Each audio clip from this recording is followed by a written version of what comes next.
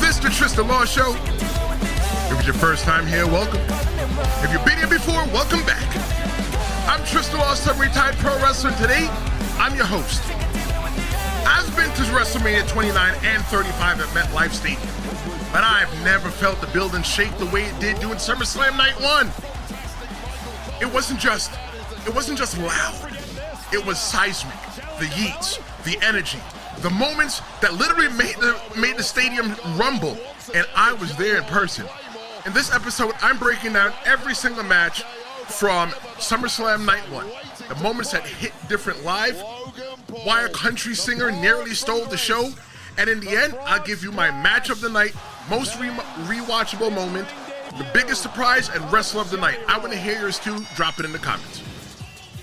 This episode, I want you to expect that we're going to talk about why Roman Reigns is soft, how Charlotte Flair's using Alexa Bliss, possibly, and why Jade Cargill, she might just be stuck in the limbo. I told everybody before we started, I want you to call the Pro Wrestling Hotline. I want you to leave your hot take 973-826-0101. Call it anytime. Anytime during the show, after the show, leave a promo. If it's fire, I'm going to play it during the show. But let's talk about the moment that shocked every single person, and we ain't talking about nothing else other than Seth Rollins cashing in. Seth came out on the crutches in a knee brace, and everybody believed that he was done. He's gone. You couldn't find him. We believed that he was done. He was walking around with the crutches everywhere. You seen him on regular TV with the crutches on. You go, oh, poor Seth. Seth Rollins is hurt now. What do? We got bamboozled. We got bamboozled by Seth Rollins. And you know what? Hell, I love it. There was four times that MetLife Stadium shook last night. And when I mean it shook, I mean it shook. I'm not talking about the music and feeling the bass. I'm talking about the building shook. One of the times when the building shook was when Seth Rollins came out. I'm going to talk to you just a little bit about the mindset that I was telling my friend that we were in, or that I was in for the end of that CM Punk and Gunther match. There's only two ways that I saw it going. Two ways. And we're going to talk about that in just a little bit. Well, look, CM Punk wins the championship, and guess what happens? The unimaginable happens that Seth Rollins comes out and beats the brakes off of him with the champion, with the Money in the Bank. We got the briefcase, we got the stomp, brand new World Heavyweight Champion. I'm sure you didn't see that coming at all. CM Punk and Seth Rollins, they can coexist in the WWE. It's just not something that's for them. The WWE is not big enough for Seth Rollins and CM Punk at all. Something's going to have to happen. Maybe you put the both of them in a t-shirt and make them get along together. I don't know. But what I'm telling you is that they just can't coexist. CM Punk just can't live. The guy finally got the opportunity to win the championship, one of the biggest championships, because you know it's disputed, even though it's an undisputed championship that John Cena has, but it's another world champion. That's not the point. The point is that CM Punk finally got the opportunity and Seth Rollins snatched it from him. Can I be honest with you though? I want to be honest with you. I don't feel bad for CM Punk. Before you kill me, let me tell you why I don't feel bad for CM Punk. It's the same exact thing that CM Punk did to Drew McIntyre. The same exact thing, the distraction. The second that if Seth Rollins, if CM Punk had minded his business, maybe everything would be a lot different. But CM Punk, he's got a lot of mouth, and now he has to write checks that his ass has to cash. People walked up. I sat in section 117. 117 in MetLife Stadium, seat 23 in the aisle seat. And people were walking up those stairs. They were angry. They were mad. One guy even said that he hopes that Becky Lynch tears her ACL tonight. You're a Richard. You shouldn't be wishing people get hurt. When I heard that, I said, yikes. But you know what, though? Look, to some people, the fandom is everything for them. And even though, you shouldn't wish for people to get hurt because it's their livelihood and everything, it's still a show. It's still a show, so I don't really fault him for that. But look, he said people were legit angry. The biggest trick that the devil ever played was making the world believe that he didn't exist. Bravo, Seth freaking Rollins.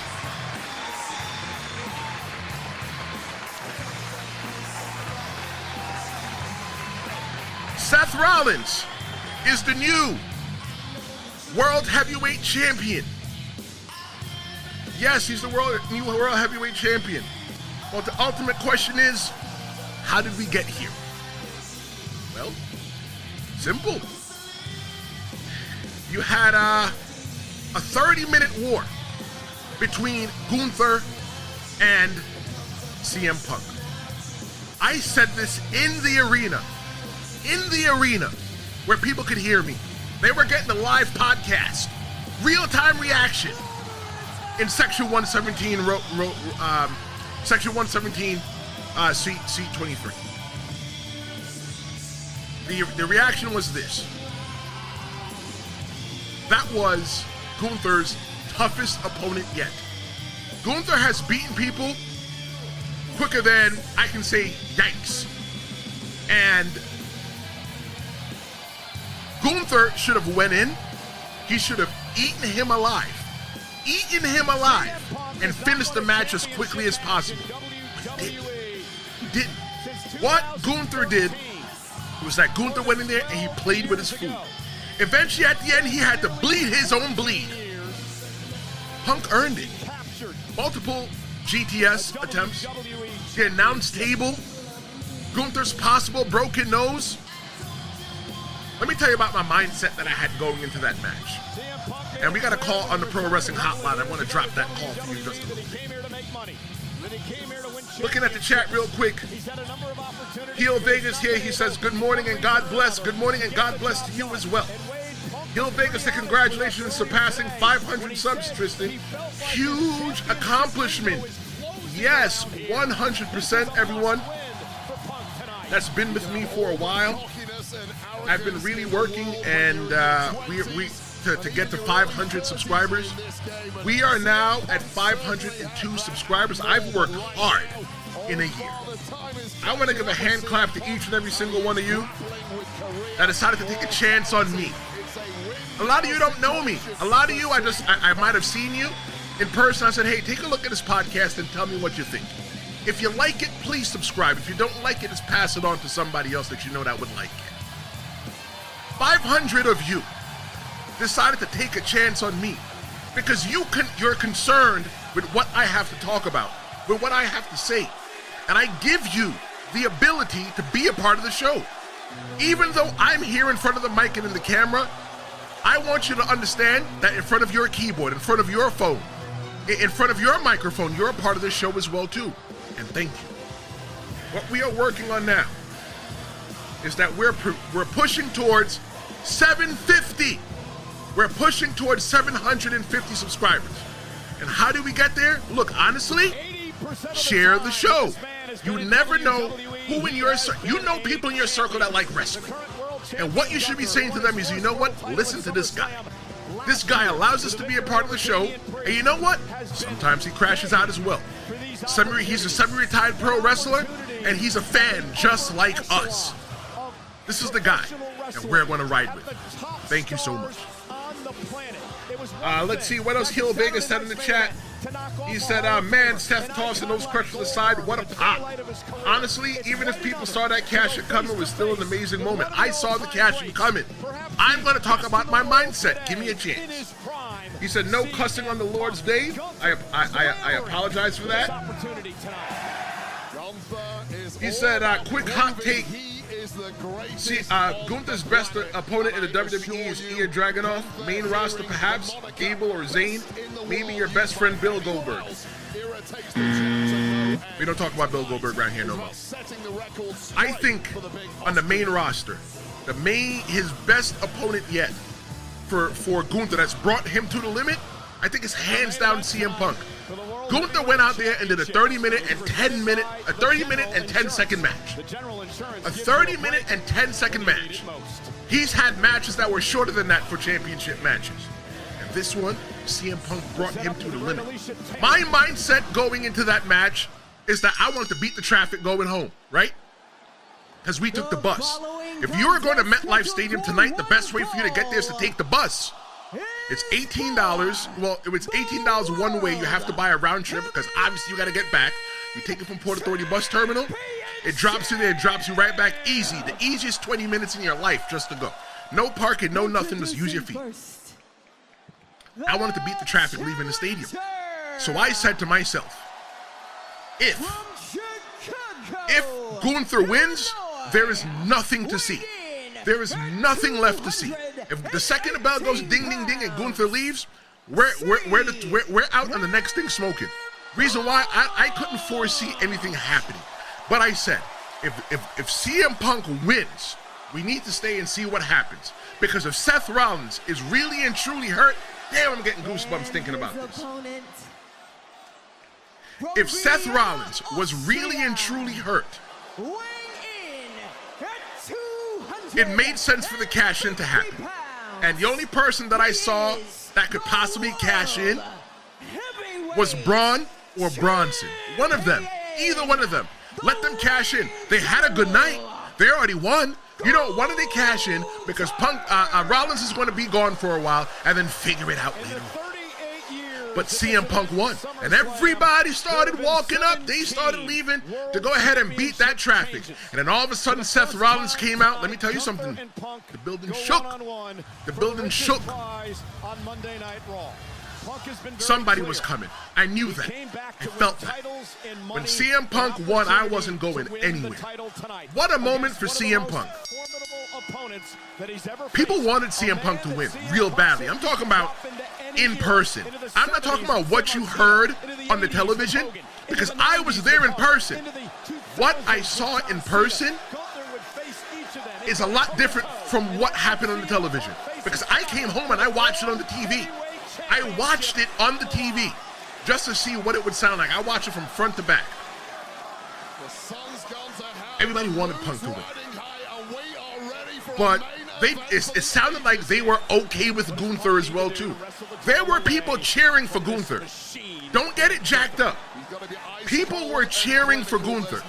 But everybody wanted CM Punk to win. CM Punk's entrance, when he came out, that was the second earthquake. You know what? I'm not even trying to be funny. There was an earthquake in Hasbrook Heights, New Jersey. Hasbrook Heights, New Jersey is maybe like what, 5 miles up the road from MetLife? Maybe about 15-minute drive. I wouldn't be surprised if MetLife Stadium shaking was because of CM Punk coming out, Seth Rollins cashing in. I'm going to tell you the other 2 times that MetLife Stadium shook, you have to stick around with me.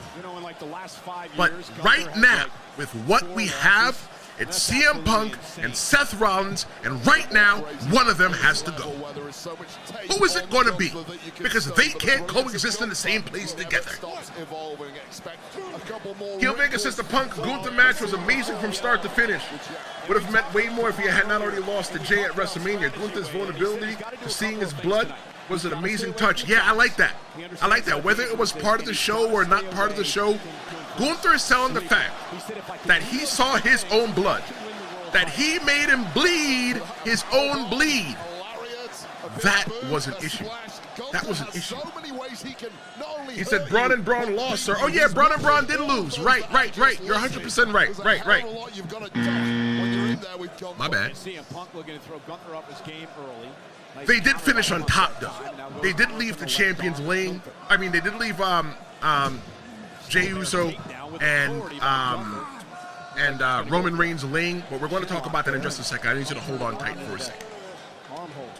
Let me go on over to the Pro Wrestling Hotline because we actually got a message. Let's see who it is from. Nice shot to the arm, and again, Punk looking to wear down Gunther, take the arm out of the way, take away the submission, take away the power. Good morning. It's your boy Lewis from Middletown, New York.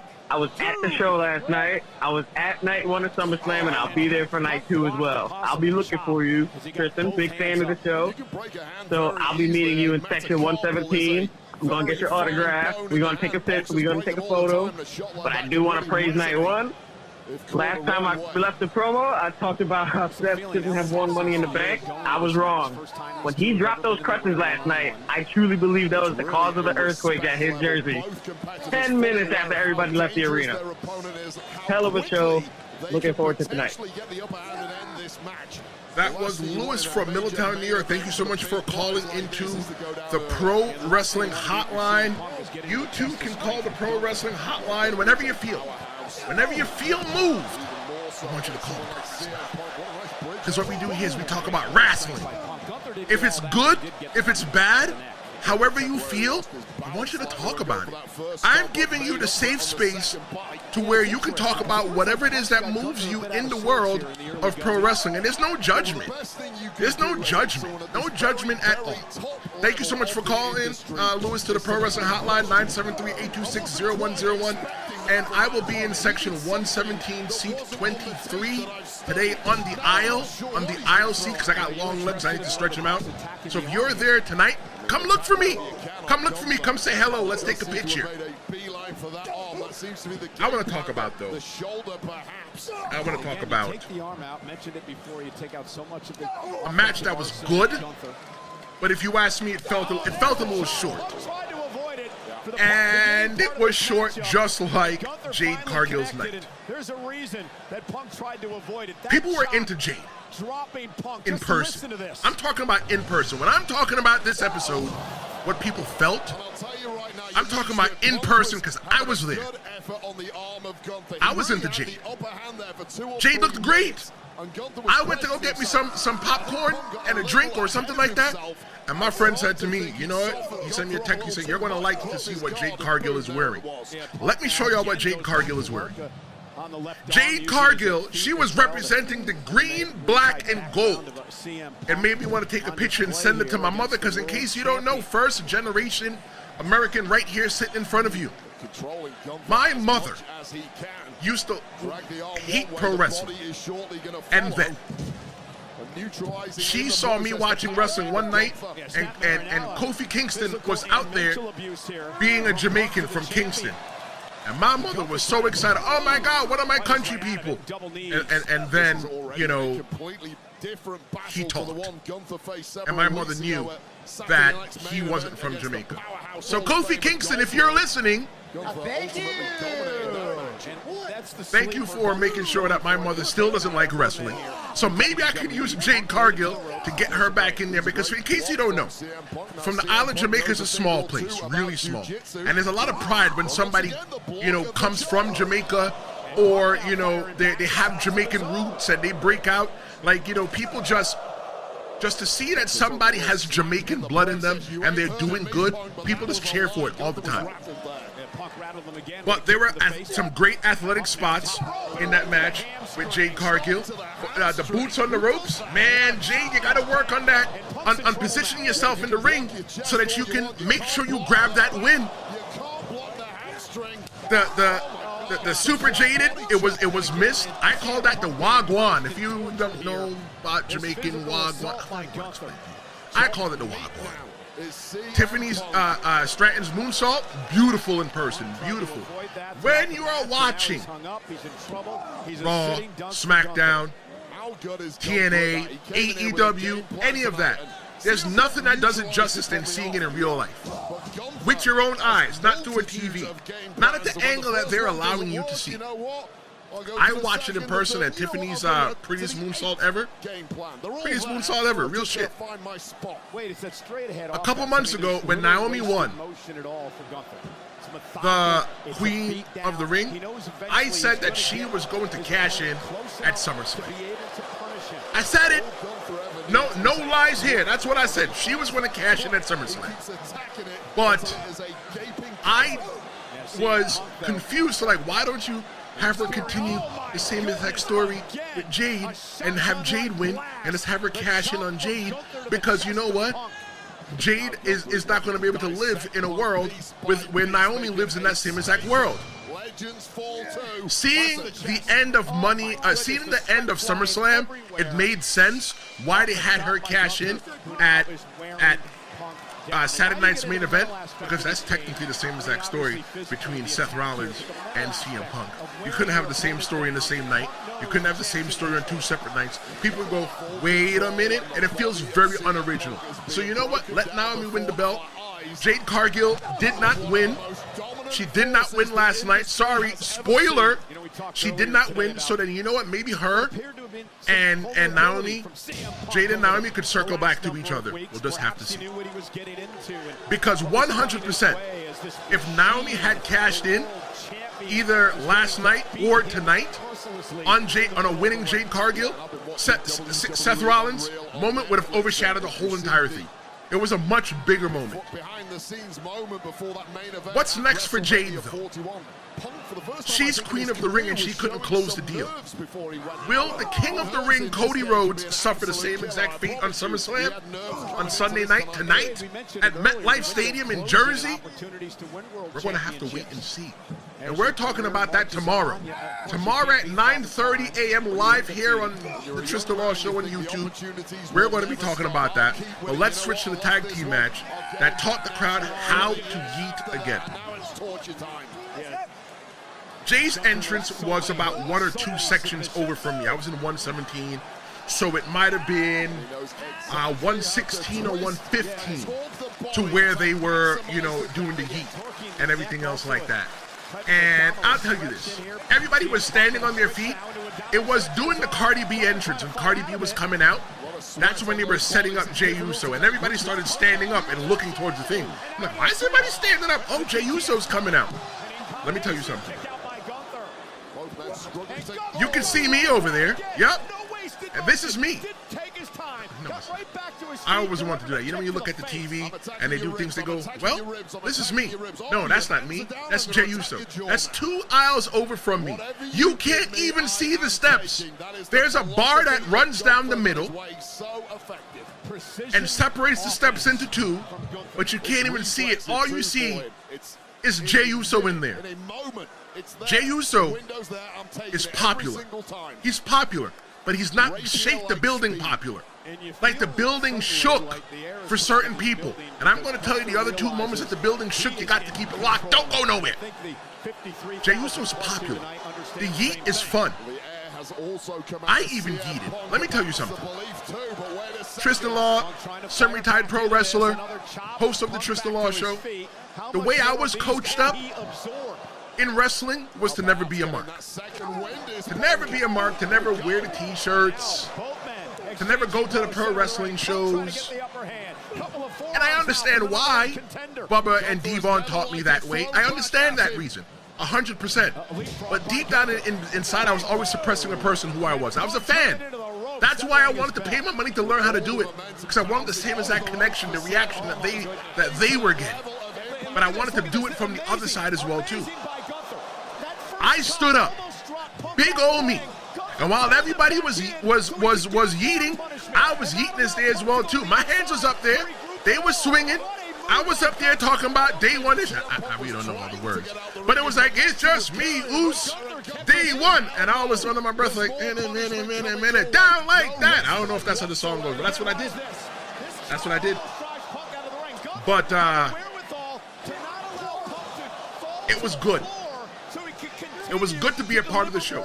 If you've never been to a WWE event before, live and in person, you need to go at least once. I always tell you to check out independent pro wrestling shows. I've never been to an AEW show. I've been to TNA. I've been to more TNA shows than Jesus had disciples, than Solomon had wives. But going to the few this is my 3rd SummerSlam that I've been to, my 3rd event in MetLife Stadium. I've been to a lot of WWE events. And when you go to a WWE event live and in person, it's Broadway. It's literally Broadway. It's a stage show. It's a concert where you can sing along to your songs, right? Everybody was singing and dancing, and we're just having a great time. You have camaraderie with people. You might argue with people. You might disagree with people. But you know what? It's only for one thing. It's for fun. It's not like going to watch the Yankees play the Boston Red Sox to where there's legit heat between them. We know that pro wrestling is entertainment, and that's how we're entertained, and that's why you come here, right? Because I treat pro wrestling most times like it's legit. I know that it's not. I know what it is. I know it's a work of art, but I like talking about it like it's real and capturing the storylines and everything like that. The point what I'm saying is, go to a WWE show. If you are close to MetLife today, get a ticket even if it's in a nosebleed. It's about being around like-minded people that like what you like. And if you're watching, hit the like button. If you like what I like what you like, hit the like button, please. Thank you.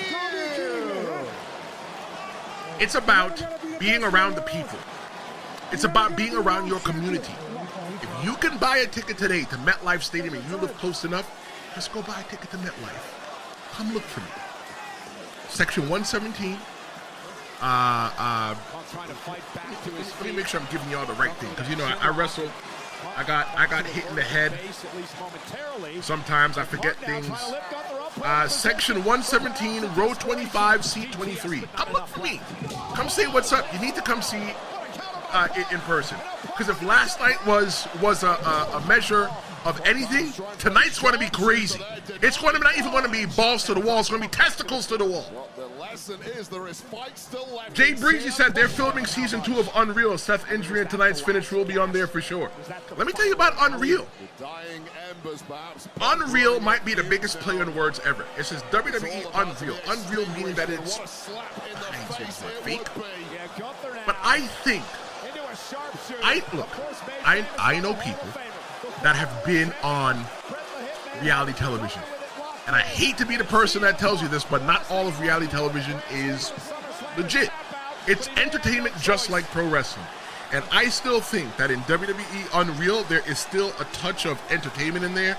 But because they're telling you that it's legit, because they're telling you that it's unreal, that, well, you know, that you should take it for a grain of salt. I mean, you should take it for what it's worth.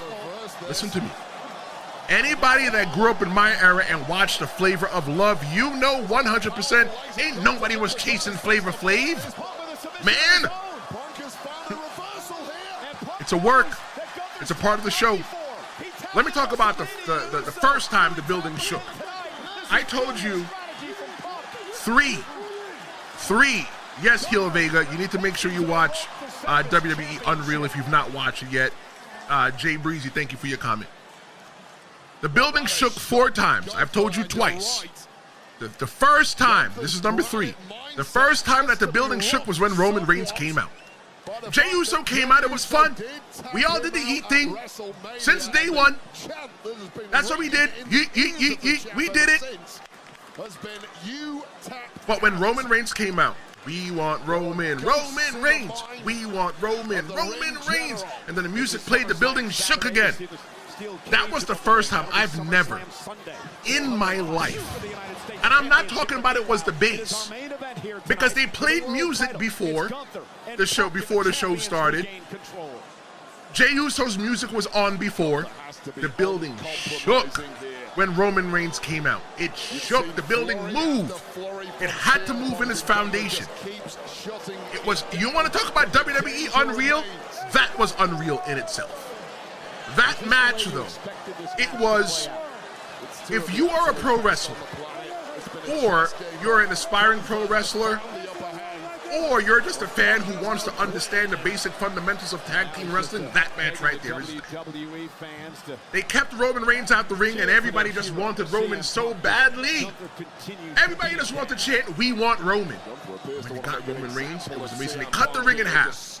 Jey Uso reaching for the tag from the other side, they couldn't get it. Cut him off, start again. That match in itself was amazing. I think that match with Roman Reigns and Jey Uso versus Braun and Braun, it set the tone for the evening. If you watch that match, it is...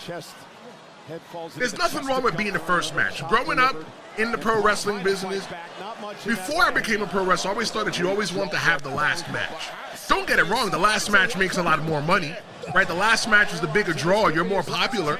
But if you can wrestle that first match, Roman Reigns, main eventer, held the championship for the longest in the modern era. He was in the beginning, the first match. Why would Roman Reigns want to be in the first match? Because he got to set the tone. And he got to undress, and he got to hang out for the rest of the show. That's facts. That's what happened. Roman Reigns and Jey Uso, they were up against some great heels last night in Bronson Reed and Braun Breaker. The Steiner Bulldog spot off the top rope, that was amazing. Oh, and there was a future star in that ring. Out of Braun, the future star in that ring is Braun Breaker. I'll tell you why. He already has the sing-along thing where everybody gets to chant. Braun Breaker's coming, everybody's going. I really wished that Braun Breaker's music played, not Bronson Reed, but whatever. It's what we got. Bronson Reed is not the star out of those two. Bronson Reed is going to be the number 2, unless they can find a way to make him branch out, right? But Braun Breaker's a star. You can't deny that. Braun Breaker is the star. He's the star. It's one of them things, if you want to find out if somebody's a real star, you have to use your ears. Not through your television. Not through your television. You have to see it in person. But let me talk about Bronson Reed. Looks like he's got it locked in now. Yeah, Punk's got Bronson that Reed, triangle in. Gunther's in trouble. he's type disrespectful. Right there. Will Gunther tap? Because going to that jiu-jitsu game. how do you but Gunther able to slip out of it now. take the shoes off a man's foot Over to the Boston Crab, perhaps. and then wear the shoes and have your man Paul Heyman bring him out? Calls himself the tribal thief. Says that he's wearing the Shula Fala around his neck. You know, Roman Reigns' thing that he wears called the Ula Fala. Bronson Reed says that's the Shula Fala. Let me tell you, that's disrespectful. Roman Reigns is soft. Let me tell you why.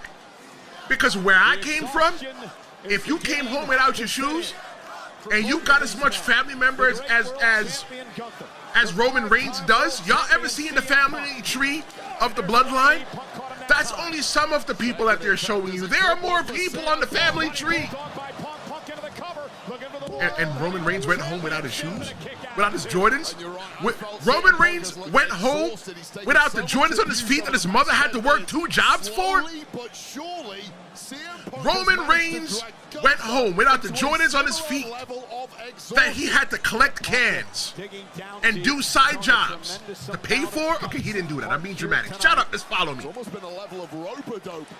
Roman Reigns is soft. If you took my shoes off in the Bronx, off my feet, and you wore them around my neck, God, I want to say the word, but I can't. I can't because it's the Lord's Day. He'll make us, and I can't be cussing. But if you took my shoes off my feet, and you wore them around my neck, I mean around your neck, or let your mans wear them around your neck like it's a trophy. There's only one thing you can say about me. That's it. That's all you can say about me. I didn't say it. If you're listening on the audio only, you got to start watching live. You got to start watching live or watch the video here on YouTube. Roman Reigns is soft. He's disrespected. And you would think that He probably would have snatched his shoes on the way out. You know what? You might have beat me down, but you know what, Paul Heyman? Come up off my shoes. But nah, you let him take your shoes. Take your shoes. You let him wear your shoes around your neck. And look at them. Them smiling while they got your shoes on your neck. Yeah, fine. Roman Reigns might make a lot of money, and buying a pair of Jordans for him is like buying a pair of Uptown. I get it. I get it. But that's not the point. The point is that you ain't going to just let no man come take your shoes off your foot. There's only two of them. Paul Heyman probably couldn't fight his way out of a wet bag. So you go get you go get your brother, your cousin's brother. You go and you start calling maybe Jacob Fatu. That's 4 of y'all, and go get your shoes back. I can see how that goes. Growing up in the hood, yo, that's my. I can see, look. I could 100% see Jacob Fatu being the one doing all the talking. You know what, Roman? You let him take the shoes off your feet, and since you buns, you're gonna stand right next to me while I do the talking. Of winning the world title. Yo, that's my man. That's my cousin's shoes around your neck. Take my cousin's shoes off your neck and give it to me right now. And then you know them, Bronson Reed and Braun Breaker. They're gonna be using that mouth. It's gonna be a little bit of brawl. It's gonna be a fight. But at the end of the day, I'm gonna get them damn shoes back.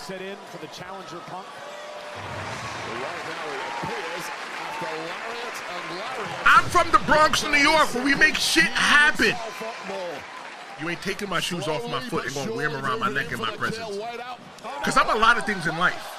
I'm a lot of things. I may talk proper. I may carry myself the right way. I may crash out a little bit here when I'm talking to y'all. But ain't nobody taking my shoes off my feet. And you gonna wear them around your neck in my presence? Bro, I'm taking your jaw piece off your face and I'm taking my shoes. And you know what, a matter of fact, I'm taking your shoes off too. I'm taking your shoes off your feet. I don't care if they're my size. You know what's funny? One time when I went to WrestleMania, WrestleMania 33. I went to WrestleMania 33 in Orlando, and I was wearing these fresh pair of shoes. And a dude walked up to me, downtown Orlando, and he said to me, "What's up?" And I said, "Hey, what's going on, man?" And he goes, "What size is those shoes?" What? Like I said, I'm from the Bronx, New York, where shit happens.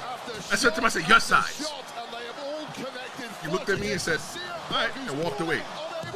Yo, the hood almost came out of me for a little bit. But I said to him, "Your size." Telling him, yo, if you want him, take him off my feet. Take him off my feet. Because if you try to take him off your feet with your two bare hands, I got my two bare hands too. Look, I'm not here to fight. I'm not here to fight, but I'm not going to let you treat me like I'm soft. Roman Reigns, go get your shoes back. That is it.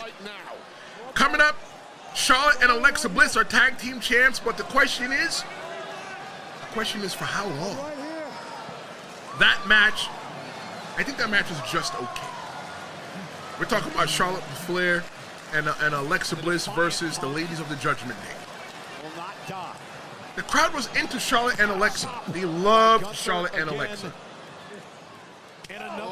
The match, though, was great, but the reaction for the Judgment Day in person, it was mediocre. It was mediocre. I think a lot of the entrances do a lot better when it's in a low light setting.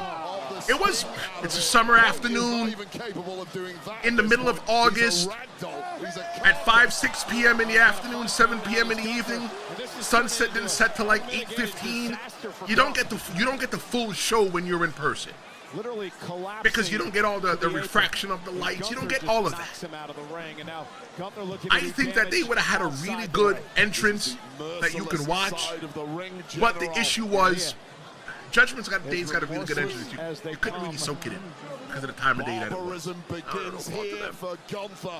Charlotte's moonsault got a nice reaction as usual. It looks nice in person, I'm telling you.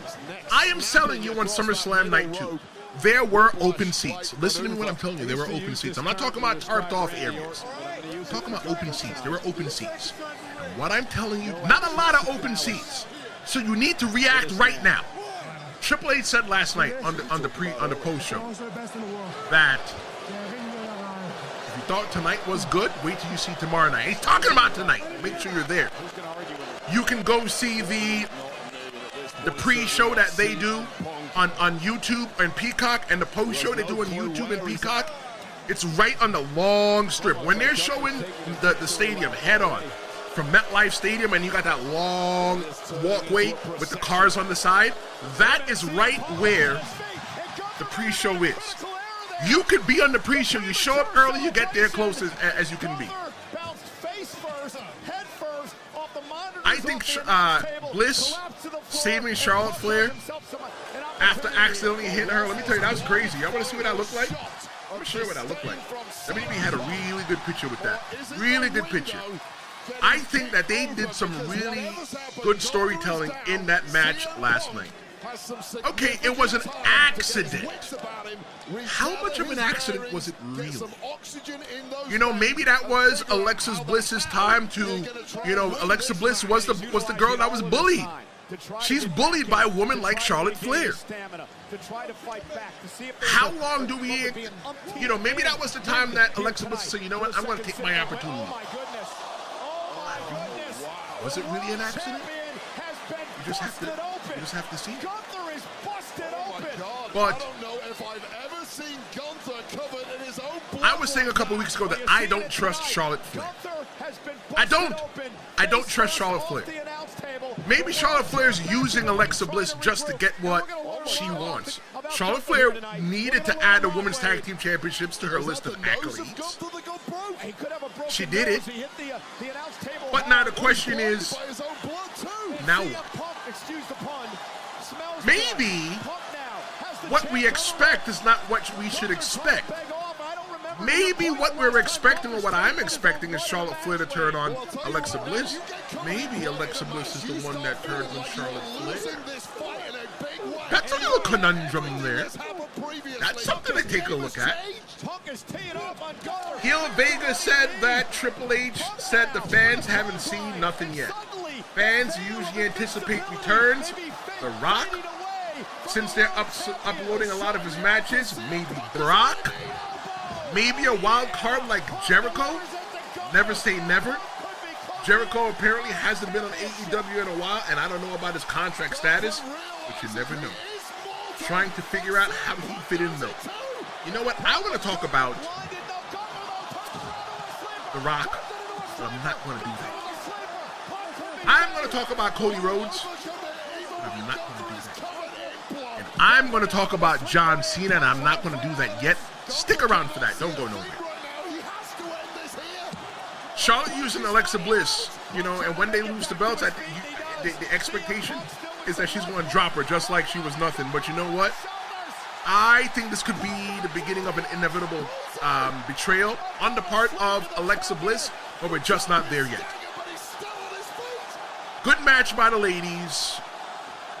I wish that we got a little bit of fireworks from Charlotte Flair. But the next match, no betrayal, a whole lot of chaos. We're talking about Sami Zayn, Karrion Kross, and this was a concert. This was a concert. Listen, I want to know right now, what is your match of the night, your moment of the night, the most rewatchable moment, and wrestler of the night? That's going to be coming up after the Jelly Roll and Randy Orton versus Logan Paul and Drew McIntyre. So you have time to think about it. During the time when I'm talking about Jelly Roll, Randy Orton, Logan Paul, and Drew McIntyre, I want your match of the night, moment of the night, most rewatchable moment, and wrestler of the night. Whether you're watching this live or on demand, I want to hear it because I interact with every single thing.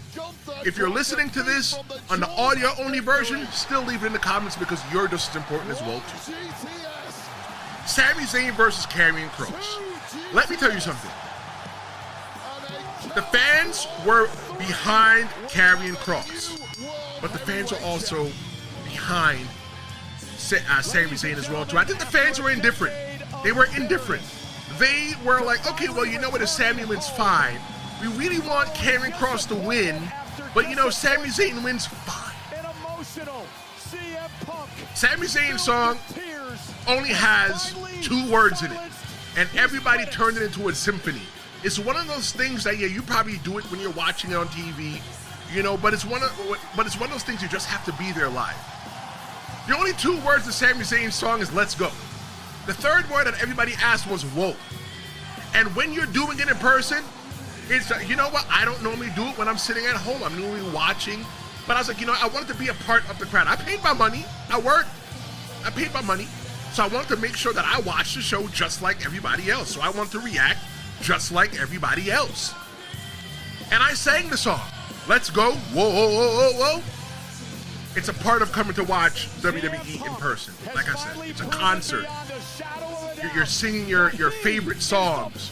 You're singing with the people next to you who you don't know, who you might never see again. But Karrion Kross, though, Karrion Kross, he demanded a little bit of respect. He said, "Put some respect on my name."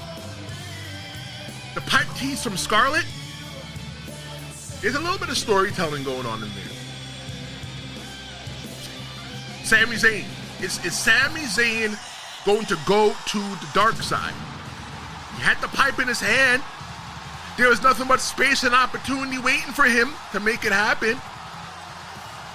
But it was Blue Thunder Bomb, Haluva kick, done. 1, 2, 3. Question no. Karrion Kross is on a losing streak. Y'all know that. Not a secret. Fans want him.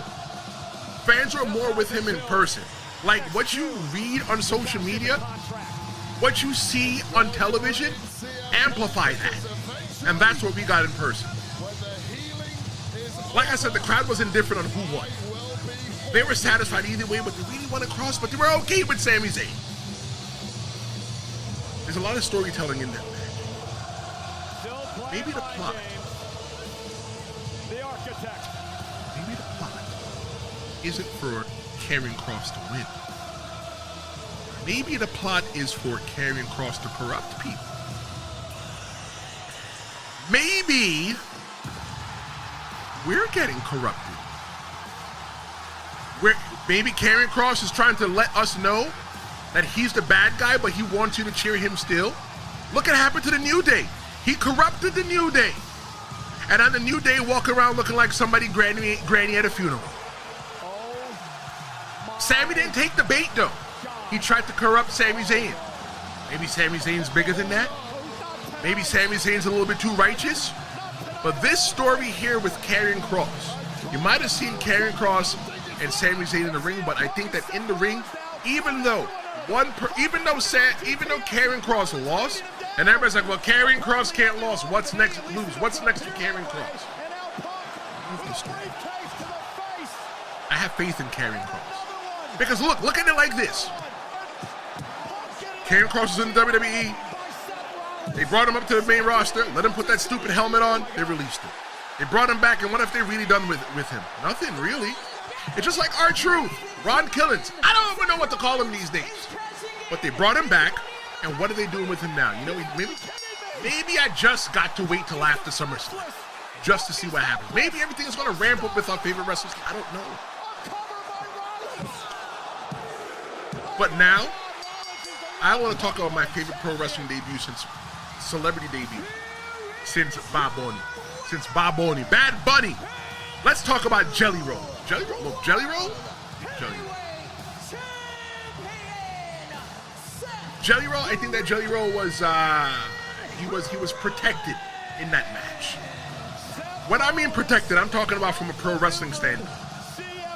I'm talking about that the match was put out real smart. It was laid out smart and easy for him. It took place mostly in the center, and he only had to run, what? One time, and he didn't even really run. He strut across the ring like he was the Nature Boy Ric Flair. They kept it simple for Jelly Roll. He got beat up early, but he got sympathy from the fans. Let me tell you about somebody like Jelly Roll, why it could be a little bit difficult to get sympathy from the fans. Especially in a ring where he's bigger than one of the guys. He's bigger than Logan Paul, right? And My friend that was with me said, you know what, maybe Jelly Roll could come back and he could wrestle somebody like, who did he mention? It was somebody that he mentioned that was really small. Or I don't want to say really small, that was smaller. That was small. It doesn't matter who it was. And I said the issue that we're going to have is that they can't get, that Jelly Roll might not be able to get enough sympathy because the smaller guy beating him up. Why don't just pick the guy from the flip-flop? It's easier for the smaller guy to get sympathy from a guy that's bigger than him. But they got a lot of sympathy for Jelly Roll using one thing. And that one thing was the table spot. It earned a lot of sympathy because you're like, man, he's leaving. Oh, man, is he hurt? Is he not hurt? We don't know. We're just watching the show. We're trying to figure it out. But when he refused to go to the back, it was like, all right, what's happening here? Did Jelly Roll really get hurt? Is he trying to pull that Mick Foley spot? That Mick Foley spot was legit. Look at this. He's standing there, and it's like, all right, he's waiting. Jelly Roll did do a lot of waiting. I'm gonna come back to that picture. Jelly Roll is still not perfect in the ring, but you have to give Jelly Roll credit for what he did. If you are a pro wrestler or ever stepped into pro wrestling, you understand how hard it was, and Jelly Roll did it at the highest level. He didn't go to no indie show. He went to WWE. He went to the top of the food chain. He did good. But Jelly Roll did do a lot of waiting. He choreographed a lot of things, and if you know where to look, you know where to look. But look at this picture there. I want to give a shout out to one person in that photo. I'm not talking about Drew McIntyre. I'm not talking about Logan Paul. I ain't talking about Randy Orton either. And I'm not talking about Jelly Roll. I'm talking about a guy that I know in that picture, that I've worked with in that picture. You see Jelly Roll over his, everybody's helping him out. You got the referee, Rudy Charles, or whatever they call him in WWE now these days. You got all the people helping him. There's one guy in the back with the glasses. I know him. That's referee Nick Shin. Nick Shin is one of the good referees. I know another referee who's really good, so I don't want to say that Ref DM Stevens is not good. I interviewed him in season 1. You can listen to that on demand when it was audio only. It's still available here on the Tristan Law Show. But Nick Shin's also a good referee. There are good referees, good wrestlers on the indies, and it was good to see him get that opportunity with the WWE. That's him right there in the glasses. So, I know another person that tried out at WWE this weekend in Jersey, and I hope he gets a spot. I remember him when he was brand new, working with him in the ring. He credits me for teaching him in-ring psychology. I thank you for that. I'm glad that you've taken it and let somebody build on it. I'm going to try to get him on the show later on. I'm talking about Cowboy Cal Stevens. Maybe I can get him on the show later on at a different date and time. But yeah, it's good to see when people it's good to see that people that you've worked with doing great. It's like I say with this, like I'm building a table here, and I want anybody that's a podcast influencer or into pro wrestling. I make myself accessible to you, and I'm accessible at tristanlawshowmedia@gmail.com. You can send me a message there anytime that you want. Send me an email. You want to talk? You want to collab in some way? Not every collab fits. You could do that. You want to be a guest on the show? Look in the description on the comments. There's a link tree in there. Go to the link tree, fill out the guest form, and maybe, if it vibes, we'll work together and we'll get you on the show. We'll work together. I don't know. It could be outside of pro wrestling. Let me know. Holla at your boy, the Tristan Law Show, semi-retired pro wrestling host over here. Jelly Roll earned a lot of respect. Not just from me, but Jelly Roll earned a lot of respect from the people in the WWE. Jelly Roll, when you hear his interviews about pro wrestling and about his training, you hear how Jelly Roll swept the ring, how he had respect for the business. Let me tell you something. Jelly Roll don't got to go to WWE. Jelly Roll don't got to wrestle. He could have did what Cardi B did. Go and show up and just sit there and just look cute. She did that. My whole thing, too, before I continue, is like, what purpose did Cardi B serve? Will we get to see her purpose tonight? All Cardi B did was come out and go, I don't know what she was saying half the time. I love Cardi B. I don't know what she was saying half the time. What purpose did Cardi B serve? If she's the host, why do we only see her one time and then we saw her sitting in the audience? I don't know. That would make no sense to me. But Jelly Roll could have pulled the same exact thing that Cardi B did. Could have came, been the host, waved goodbye, collect the paycheck, and go about his business. But Jelly Roll took this thing seriously. Jelly Roll wanted to be a pro wrestler. I'm so glad that Jelly Roll took this seriously because he would have just been another wrestler, another celebrity who they allowed into the pro wrestling room because it just felt good. Because it was able to get eyes on the television product. Jelly Roll's going to be back. And I think that if Jelly Roll wants to be back, they should invite him back. Add Jelly Roll to the elite list of celebrities who get it. Bob Boney, Logan Paul. Look, you got to admit it. Regardless of you liking Logan Paul or not Logan Paul, he gets it. Logan Paul has a punchable face. I've said that on a previous episode. Logan Paul is perfect for the WWE. Just like Logan Paul and Bad Bunny, Jelly Roll, he's worked hard. He sold really well in the ring. And if you ask me, I think he delivered. I asked you for your match of the night, biggest surprise, rewatchable moment, and wrestle of the night. We're getting ready to do that in a second, so make sure you drop that there. We are growing. We are up to 503 subscribers here on the Tristan Law Show. Shout out to you. I remember when I only had 49 a year ago. I had 49 subscribers a year ago. 49. Now I'm at 503. I'm going to do a 500 celebration party really soon. I might even do it, I might do it Wednesday or Thursday night. I don't know. But we're going to have a party. We're going to sit down. We're going to talk. I'm going to give you the ability to ask me questions. You could always ask me questions, but I'm going to leave it open. I want to talk about my grind. What it's been like to get from 0 to 500. Because like when I look at it, I'm not going to lie. I was telling my homeboy who went with me to MetLife last night to see SummerSlam. We're going again. It makes me emotional. The reason it makes me emotional is because I'm talking to you decided to take a chance on me. I never wrestled in the WWE. I wrestled on the indies. And I know the reason why I didn't wrestle in the WWE was because of the person looking at you in the camera right now. Because of me. I was always afraid. I was always timid. I never took the opportunities when the opportunities came towards me. Doing this now, I'm still afraid and timid. And sometimes it's just like, I get anxiety just doing this show. But I love being here with you. I love reading your messages. I love when you tell me, hey, I'm looking forward to the show. I love when you tell me thank you for the show. You know why? Because that meant that I meant something special to you for that day. And I hope that I continue to mean something special to you. And I hope that we continue to grow. Like the first 500, all right, I'm going to lock y'all in at 503. The first 503 subscribers, you guys are my day ones. You guys are the foundations, and gals are the foundations that believed in me. And you know what? I believe in you.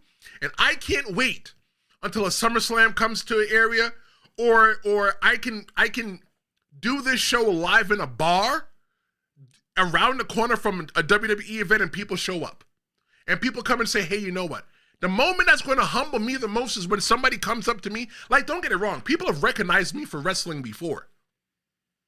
But for somebody to come up to me and say, hey, bro, I recognize you from the Tristan Law Show.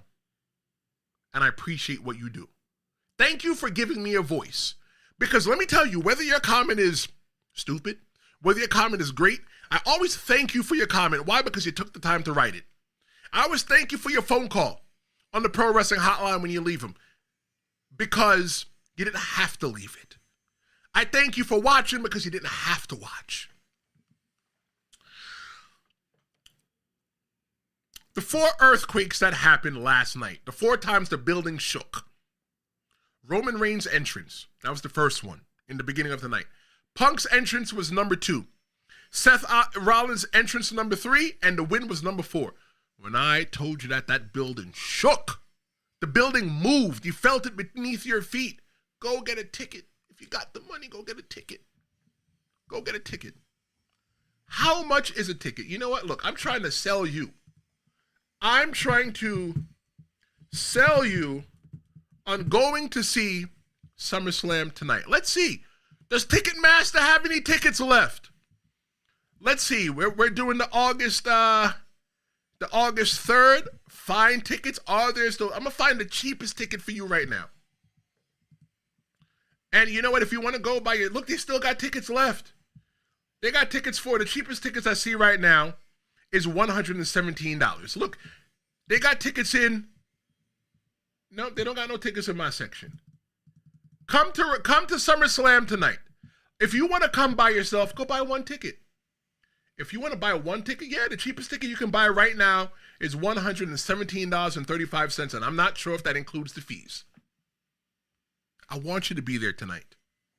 I want you to feel that earthquake to your feet. I want you to understand that I'm not BSing you on God's good Sunday morning, that I'm telling you the honest to God truth about what it was there like last night. I've seen lots of pro wrestling events in person. I've never felt the building shake. And I'm not talking when people stamp their feet at the building shake. No, it's solid concrete and the building shook. Match of the night. Gunther versus CM Punk. That's a 30-minute match. I came home and I watched the whole entire SummerSlam last night, and I think that was awesome. It was a great match. It was good to be there in person, and it was even better to watch it at home. I got both perspectives.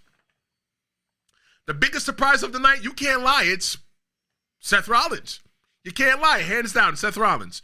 Nobody expected him to come back. But like I said to my boy that was with me watching last night, if Gunther wins, there's nothing more to see here.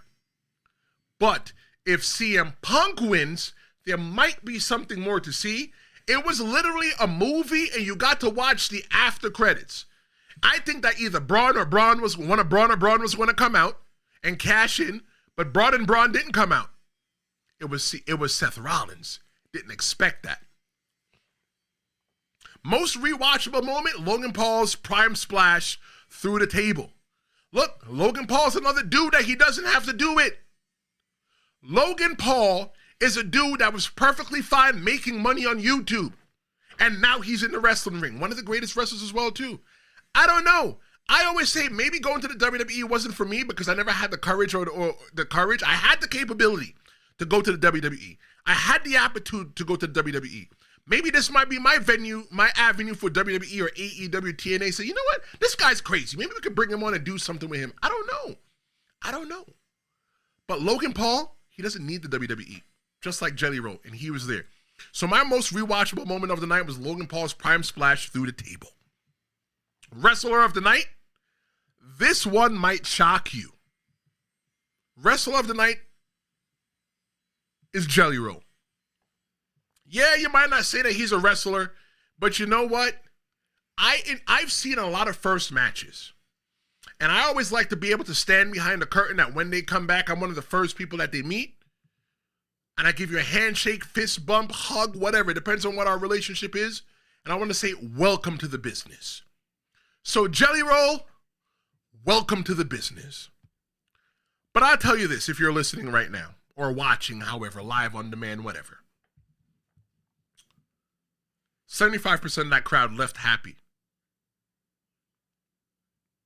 Tonight, Sunday, let me tell you what's going to happen. How was SummerSlam Saturday night? I did a poll. 83% of you said it was good, 0% said it was bad, and 70% said I didn't watch. Well, if you didn't watch, you got all day. You got all day. Cody Rhodes. Let's say he turns heel tonight and flips the whole entire script. Cody Rhodes made John Cena sign that contract. That's a heel move. John Cena even said it on SmackDown that he forged his signature. That contract is not valid. But you know what? John Cena's like, you know what? I want to accept it for what it is. We're going to do it. John Cena came clean and said why he was behaving badly. John Cena lost control of his emotions and said the reason why he behaved badly is because he wanted to take the championship home so that you would never forget him. John Cena left the ring a couple of weeks ago because he didn't want to sign the contract. Cody Rhodes went to go get him and throw him back in the ring. You ask me, that's heel behavior. I've said on this show, the Tristan Law Show, this YouTube channel plenty of times, more times than I've got forks in my kitchen. I don't have that many forks in my kitchen because I got a 2-year-old that hangs out with me and he loses them. I don't know where they are. We got the real John Cena on Friday night. You'll know that for sure when John Cena comes out with the big entrance, the run to the ring, the slide in, all that stuff. We got the real John Cena. But what we've been getting this whole entire time is the fake Cody Rhodes. Thank you.